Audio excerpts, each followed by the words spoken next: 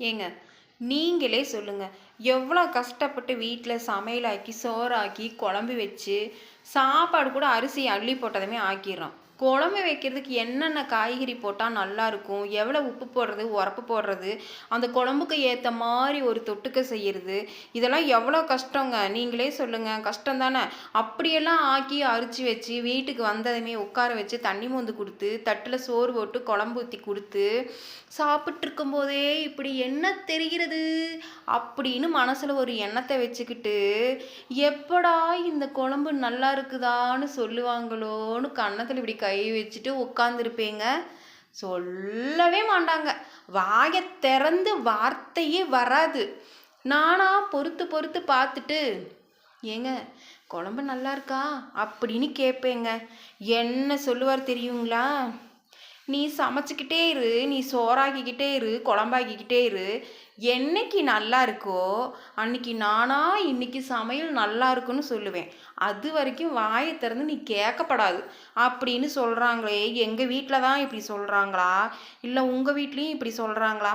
சொல்லுங்க பாப்போம். எவ்வளோ கஷ்டமா இருக்குங்க. அந்த நேரத்துல அப்படியே நெஞ்சே வெடிச்ச மாரி ஒரு கவலையா இருக்கும். அந்த வாய திறந்து வாய் நெறைய கட்டுன பொண்டாட்டிகிட்ட, "அம்மா இன்னைக்கு ஆக்குன சோறு குழம்பு நல்லா இருக்குன்னு" சொன்னா எப்படி இருக்கும்? அப்படியே 100 வால்ஸ் பல்பு முகத்துல எரியிற மாரி எரியாது. ம். 0 வால்ஸ் பல்பு மாரி இப்படியே முகத்த இப்படி வச்சுட்டு உட்காந்துக்கிட்டு உங்க முகத்தையே பார்த்துக்கிட்டு எப்படா நல்லா இருக்கு, நல்லா இருக்கு, நல்லா இருக்குன்னு சொல்லுவாங்களோன்னு எதிர்பார்த்துட்டு உட்காந்துருக்குறோமே, அந்த முகத்த பார்த்தாவது ஒரு வார்த்தை சொல்லணும்னு தோணுதா? எப்பத்தான் வரும் வாயில வார்த்தை? நல்லா இருக்குங்கிற வார்த்தை எப்ப வரும்? இந்த காதார கேட்கறது. அப்படி ஒரு வாய்ப்பு இருக்கா?